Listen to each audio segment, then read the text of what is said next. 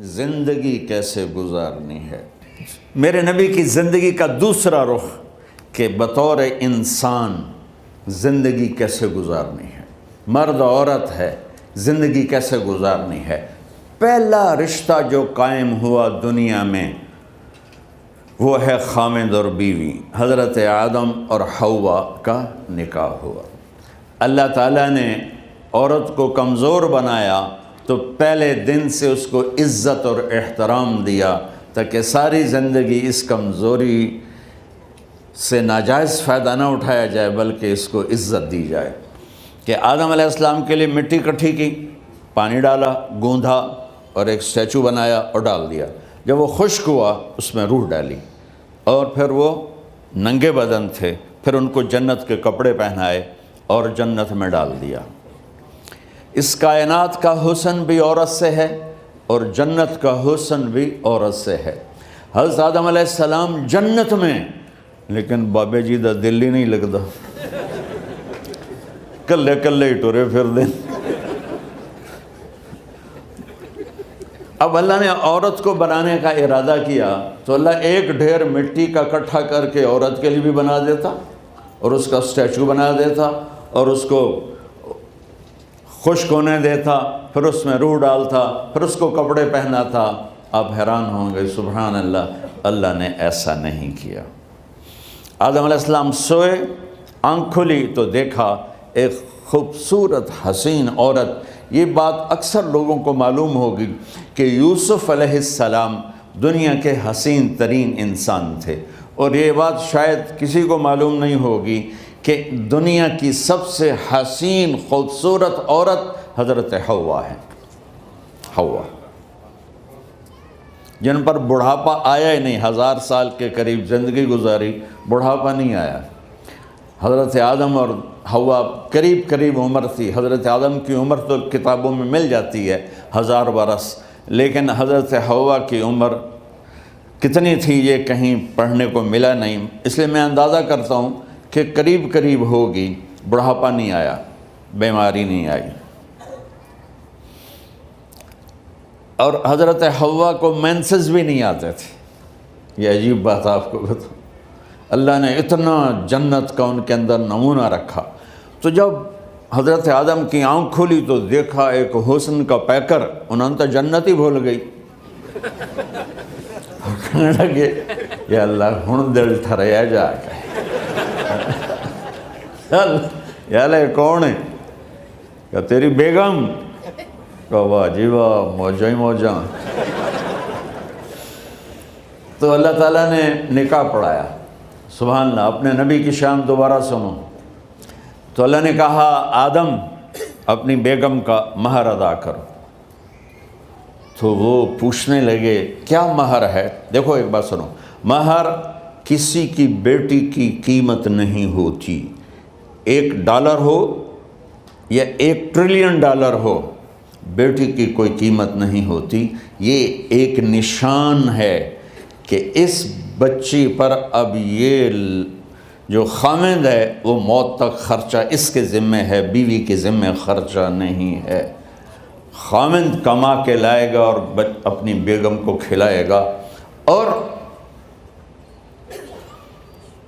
بیوی گھر کی ذمہ داری نبھائے گی۔ تو خیر وہ الگ بات چلی جائے گی۔ اللہ تعالیٰ نے کہا کہ مہر ادا کرو۔ کہا جی کیا مہر ہے؟ تو میرے اللہ نے کہا تیری نسل میں میرا آخری نبی آئے گا، اس پہ ایک دفعہ درود پڑھ دے، یہ مہر ہے۔ اچھا، شروع دن سے ہے کہ میں نے قبول کیا۔ قبول کیا کا مطلب ہے کہ میں اس لڑکی کو قبول کر رہا ہوں، اس کی کمیوں کے ساتھ بھی خوبیوں کے ساتھ بھی۔ اور جب لڑکی کہتی ہے سائن کرنا قبول کیا ہے، یا زبان سے کہے قبول کیا ہے، تو یہ اس بات کی گارنٹی ہے کہ میں نے اپنے اس لڑکے کو خامد ہونے کے طور پہ قبول کیا، اس کی کمیوں کے ساتھ بھی، اس کی خوبیوں کے ساتھ بھی۔ اور جو ہی شادی ہو کر ڈولی سسرال کے گھر جاتی ہے تو ٹیسٹ شروع ہو جاتا ہے، کی کر دیے، باندھی کے میں، اٹھیں دی کے میں، بول دی کے میں۔ اور اس میں بہت زیادہ نیگیٹو کردار ہے سسرال کا، کئی لڑکیوں کا، کیونکہ ہم نے اپنے نبی کی زندگی نہیں قبول کیا۔ یہ واجب ہے کہنا قبول کیا، کہ جس میں پیغام ہے کہ اب میں اس کی میں کوئی کمی ہے وہ بھی قبول کروں گی، کوئی خوبی ہے تو سر ماتھے پر، اور لڑکا کہتا ہے کہ میں اسے قبول کرتا ہوں، اس کی خوبیوں کے ساتھ بھی کمیوں کے ساتھ بھی۔ یہ بات یاد رکھنا، پرفیکشن کبھی تلاش نہ کرنا، پرفیکشن کبھی تلاش نہ کرنا۔ اللہ نے 100 نمبر نہیں مانگے، 51، ایک نمبر اوپر ہو گیا۔ گناہ تمہارے 50 ہیں اور نیکی تمہاری 51 ہے، تو اس ایک پر ہم تمہیں جنت میں ڈال دیں۔ اب کوئی خامند اپنی بیوی میں پرفیکشن دیکھنا چاہے، بیوی اپنے خامند میں پرفیکشن دیکھنا چاہے، ساس سسر اپنی بہو میں، ساس سسر اپنے داماد میں، بھائی اپنے بھائی میں، ماں باپ اپنی اولاد میں، اولاد اپنے ماں باپ میں، جہاں یہ نظر ہوگی تو وہاں لڑائی ہوگی۔ کمیوں کے ساتھ قبول کرو۔ قبول کا لفظ اتنا واجب ہے،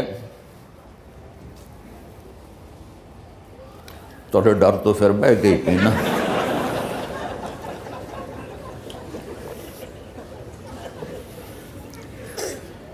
قبول کا لفظ اتنا ضروری ہے کہ اس کے بغیر نکاح ہی نہیں ہوتا۔ میں یہ کئی جگہ لطیفہ سنا چکا ہوں، اور واقعی قصہ بھی ہے، ایسے لطیفہ نہیں ہے۔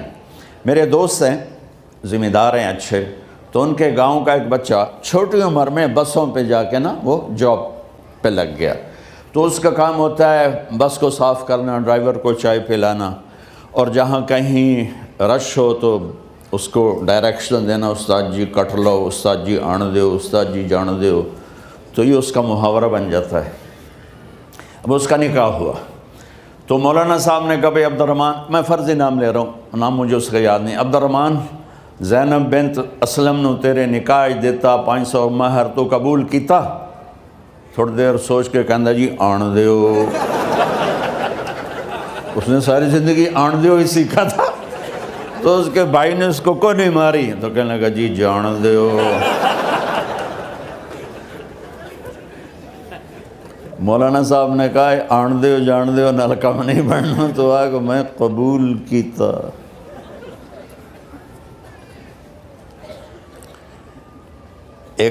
یہ بھی صحیح واقعہ سنا رہا ہوں۔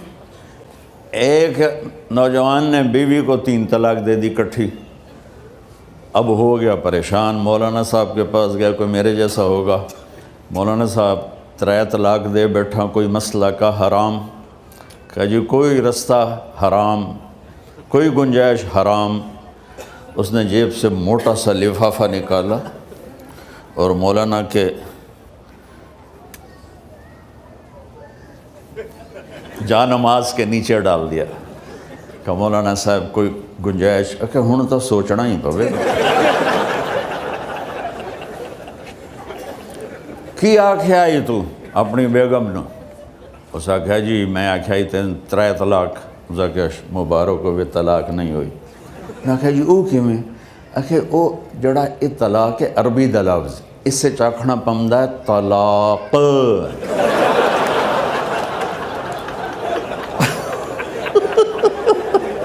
یہ آپ کو صحیح واقعہ سنا رہا ہوں۔ تو تم نے تو چھوٹے کاف کے ساتھ کہا ہے طلاق، او کاف تا کتے آلا ہے، موجاں کر، ایک لفافہ ہو راوے تو چاہے ساری زندگی دا حلال کر دے۔ لفظ قبول اتنا ضروری ہے۔ تو میرے نبی نے 11 شادیاں کی، اللہ کی قسم شوق کی نہیں تھی۔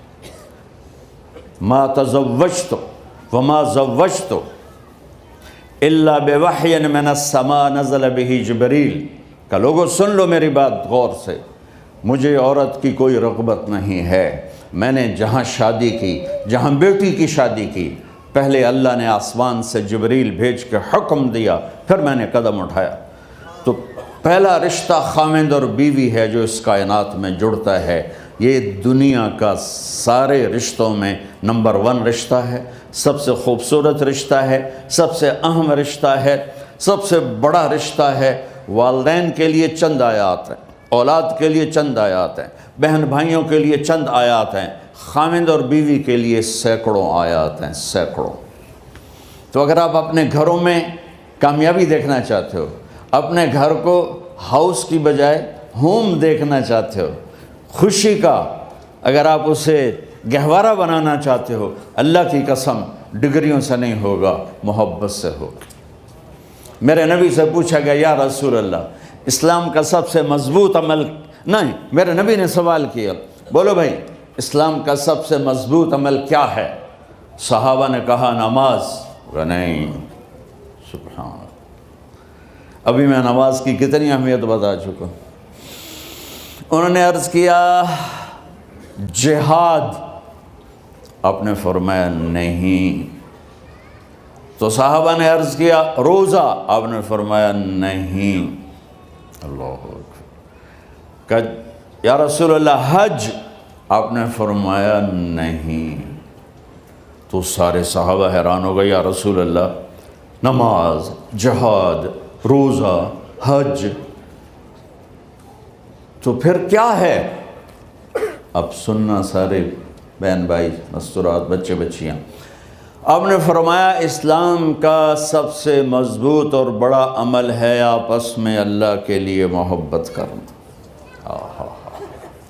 اگر آپ اپنے گھروں میں حسن دیکھنا چاہتے ہو تو ایک دوسرے سے محبت کرو، اظہار محبت کرو، اور محبت کے پیدا ہونے کے لیے بہت ساری چیزیں ہیں، لپیٹ کے 2 میں کر لیتا ہوں، 2 میں۔ بیوی کی خوبی دیکھو، کمی نہ دیکھو، خاوند کی خوبی دیکھو، کمی نہ دیکھو، پہلی بات۔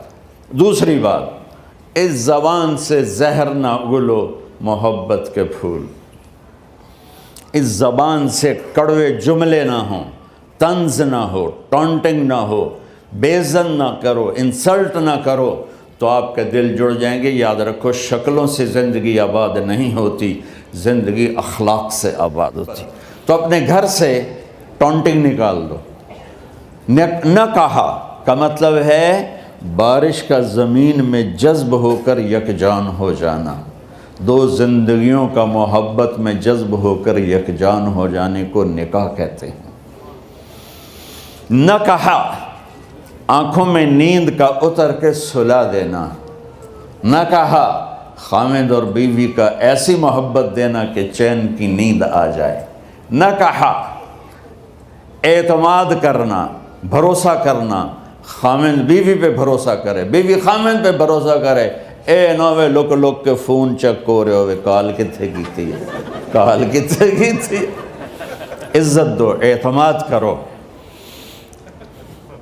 چوتھا مطلب درخت کا چھاؤں بنا دینا، نہ کہا میاں اور بیوی، خاوند اور بیوی کا محبت کی ایسی چھاؤں بنانا کہ اس کے نیچے اولاد کا پودا خوبصورتی سے پیدا ہو سکے۔ نہ کہا، صرف لفظ نکاح کے مطلب بتا رہا ہوں، نہ کہا مریض کو، کدھر ڈاکٹر بیٹھے ہیں، میرے سامنے بیٹھے ہیں، مریض کو دوا ایسی دینا کہ وہ شفا یاب ہو جائے، آپس کے ایسے تعلق بنانا کہ زندگی کو شفا مل جائے۔ میرے بھائی بہنوں، میں آپ کو اپنے نبی کی زندگی بتا رہا ہوں۔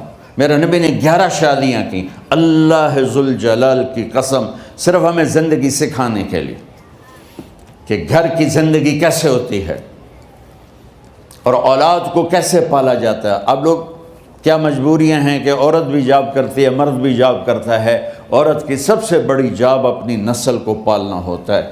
جب یہاں ٹائم نہیں ملتا بچے کو، نہ ماں سے ملتا ہے نہ باپ سے ملتا ہے، تو پھر وہ جنگل کا پودا بن جاتا ہے۔ یہ تو وینکوور ہے، فیصل آباد کی بات سناتا ہوں۔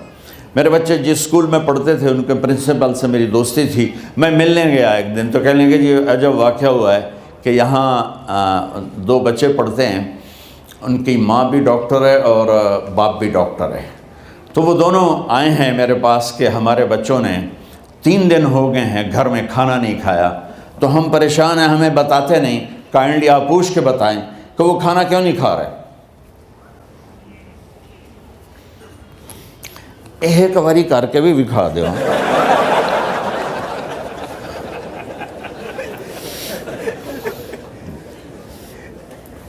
ہمارا دین اتنا خشک نہیں، ہمارے مولوی صاحبان نے زیادہ خشک بنا دیا. تو انہوں نے دونوں بچوں کو بلایا. سننا، سارے فیملیز بیٹھے ہو جہاں میں فیملی کی زندگی کو فوکس کر کے نبی سے جوڑ کے بتا رہا ہوں، طارق جمیل کے تجربے نہیں بتا رہا. دونوں بچوں کو بلایا. بیٹا آپ کھانے کو نہیں کھا رہے؟ کہا جی ہم اپنے ممی اور بابا کے سامنے نہیں بتائیں گے. تو انہوں نے دونوں کو باہر بٹھا دیا. پھر پوچھا اب بتاؤ کیا مسئلہ ہے؟ ان کا سر ہم صبح جب ناشتہ کرتے ہیں تو ہمارے ممی ڈیڈی سو رہے ہوتے ہیں، ہماری ان سے ملاقات نہیں ہوتی.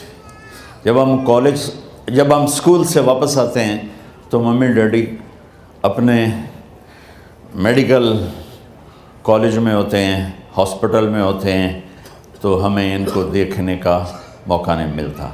شام کو جب ہم کھانا کھاتے ہیں تو یہ دونوں اپنے پرائیویٹ کلینک میں ہوتے ہیں، تو ہم ان کو دیکھ نہیں پاتے.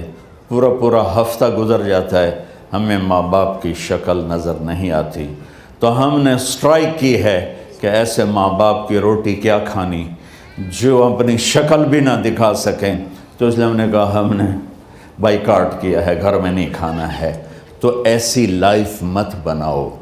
یہاں ایک بہت بڑا چکر شیطان دیتا ہے، بڑی گاڑی لے لو، $100 کی قسط تو ہے، اور بڑا گھر لے لو، $200 یا $100 کی قسط تو ہے. پھر میاں بھی کام کرے، بیوی بھی کام کرے، جو کہ بڑا گھر باقی رہے، تو خوشیاں تو مٹ گئیں. جو ڈبل جاب کرے گا، پھر ڈبل جاب کرتے ہیں. ڈبل جاب کرنے والا بیچارہ تھکا ہوا ذہن لے کے آتا ہے، وہ کیسے ٹائم دے گا اپنے بچوں کو خوشی کے ساتھ؟ جو ماں جاب کر کے آئے گی پھر کھانا پکائے گی، وہ جب اتنی تھک جائے گی تو اپنے بچوں کو کھلا ٹائم کیسے دے سکے گی؟ پوری کائنات کی ذمہ داری تھی میرے نبی کے سر پر، اور آپ اس کے باوجود روزانہ حسن حسین کے لیے وقت نکالتے تھے. اور انہوں کو آ کر کوئی لیکچر نہیں. دیکھو ماں باپ سے ایک بات کرتا ہوں، لیکچر تھوڑا دو، محبت زیادہ کرو.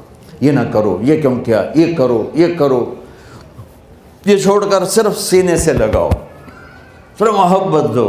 کمیوں سمیت بچوں کو قبول کرو، ان کی زندگی تبدیل ہو جائے گی. اتنے بڑے نبی، اتنی بڑی ذمہ داری، اور اتنا درد سینے میں کہ آپ کے سینے سے ایسے ابلنے کی آواز آتی تھی جیسے ہانڈی ابلتی ہے. اس کے باوجود آپ روزانہ کہتے این اللقا، میرے شرارتی بچے کدھر ہیں؟ تو وہ بھاگے بھاگے آتے. دیکھو میں فزیکل کر کے بتاؤں گا تاکہ آپ کو پتہ چلے زندگی کیسے گزاری. کہ میرے شرارتی بچے کدھر ہیں؟ 7 بر اعظم کی ذمہ داری ہے. اور تھوڑی چھوٹیاں جابن تو تسی کہتے ہو بزی بڑے ہیں، بزی بڑے ہیں. میرے نبی پہ 7 بر اعظم کے انسانوں کی ذمہ داری ہے، اور آخری آنے والے انسان تک کی ذمہ داری ہے. اس سے بڑی جاب کس کی ہوگی کائنات میں؟ اور پھر آپ روزانہ آتے ہیں این اللقا، میرے شرارتی بچے کدھر ہیں؟ تو حسن حسین بھاگے بھاگے آتے. آپ ان کے لیے یوں ہو جاتے تھے، آؤ بھائی میری کمر پہ چڑھ جاؤ. اپنے نبی کی عظمت کو جانو کہ انہوں نے زندگی کیسے سکھائی. چاند کے 2 ٹکڑے کر دینا کوئی معمولی بات ہے، آسمان چیر کے چلے جانا معمولی بات ہے، ایک زندگی سکھا کے جانا سب سے بڑی بات ہے. کتنی اولادیں برباد ہو گئیں ماں باپ کی وجہ سے، کتنے گھر اجڑ گئے ساس سسر کی وجہ سے، کتنے گھر اجڑ گئے لڑکی کے بدتمیز ہونے کی وجہ سے، کتنے گھر اجڑ گئے لڑکے کے شرابی اور باہر کی گندگی کی وجہ سے. زندگی سیکھو. یہ اتنے بڑے نبی ہو کر آپ یوں ہو رہے ہیں جیسے میں نے آپ کو کر کے دکھایا. دونوں کو اوپر بٹھا لیتے اور کمرے میں چکر لگاتے تھے، پھر یوں کر کے پوچھتے تمہارا اونٹ کیسا ہے؟ سوال. پھر دونوں کو اتار لیتے اور اپنی نواسی زینب، جن کو حضرت علی کی وراثت ملی کس کی؟ علم کی، فصاحت اور بلاغت کی، ان کو کمر پہ بٹھا لیتے اور اکیلی زینب کو پورے گھر میں چکر لگواتے تھے۔ اور بھی دکھ ہیں زمانے میں محبت کے سوا، راحتیں اور بھی ہیں وصل کی راحت کے سوا، کیا صرف کمانا ہی کام ہے؟ ادھار کی زندگی سے بچو، خوش و خرم رہو، اس کو قسط دینی ہے، یہ قسط دینی ہے، یہ قسط دینی ہے، یہ دینی ہے، سر میں درد نہیں ہوگا تو اور کیا ہوگا؟ تو آپ اتنے بڑے عظیم ہو کر وقت نکال رہے ہیں، اور حضرت ابو ہریرہ فرماتے ہیں میری آنکھوں نے دیکھنا سارے کہ آپ نے کبھی حسن کبھی حسین یہاں جیسے مائیں کرتی ہیں ادھر کھڑا کیا ہوا ہے اور جھولا جھلا رہے ہیں ایسے، اور ان کے دونوں ہاتھ پکڑ کر کہہ رہے ہیں آ جاؤ اوپر آ جاؤ، اوپر آ جاؤ، آگے پہاڑی ہے، اوپر آ جاؤ، آگے پہاڑی ہے، تو ایسے ایسے آتے، اور اوپر آؤ، وہ یہاں آ جاتے، آگے آؤ، وہ یہاں آ جاتے، آگے آؤ، وہ یہاں آ جاتے، تو پھر آپ یوں ہو جاتے، آگے آؤ، تو چڑھتے چڑھتے یہاں آ جاتے، جب وہ یہاں آ جاتے تو آپ ان کے ہاتھ فکس کر کے آگے بڑھ کر ان کے ہونٹوں کا بوسہ لیتے اور کہتے یا اللہ میں ان سے پیار کرتا ہوں، تو بھی ان سے پیار فرما۔ بھائیو اللہ کی قسم، پیسے سونے چاندی سے زندگی میں خوبصورتی نہیں آتی، نبی کی غلامی سے زندگی میں خوبصورتی آتی ہے۔ اتنے بڑے نبی ہیں اور حضرت عائشہ سے کہہ رہے ہیں دوڑ لگائیں۔ یہاں کسی مولانا سے پوچھو اپنی بیوی سے کبھی کہا اس نے کہ دوڑ لگائیں؟ الٹا سوٹا لے آتے کھلو جاوے گا۔ عائشہ دوڑ لگائیں، اور واپسی کہاں سے ہو رہی ہے؟ دوڑ کہاں لگ رہی؟ جہاد کے سفر سے واپسی ہو رہی، اور آپ نے اپنے صحابہ سے کہا سب آگے چلے جاؤ۔ جب سارے آگے چلے گئے اور کوئی نظر نہیں آ رہا تو آپ نے کہا عائشہ آؤ دوڑ لگائیں، تو حضرت عائشہ کہتی ہم نے دوڑ لگائی تو میں آگے نکل گئی لیکن ابھی پیچھے رہ گئے۔ کچھ سال گزرے تو پھر ہم سفر سے واپس آ رہے تھے تو آپ نے صحابہ سے فرمایا سب آگے چلے جاؤ، چلے گئے۔ آپ نے کہا عائشہ دوڑ لگائیں؟ کہ جی لگائیں۔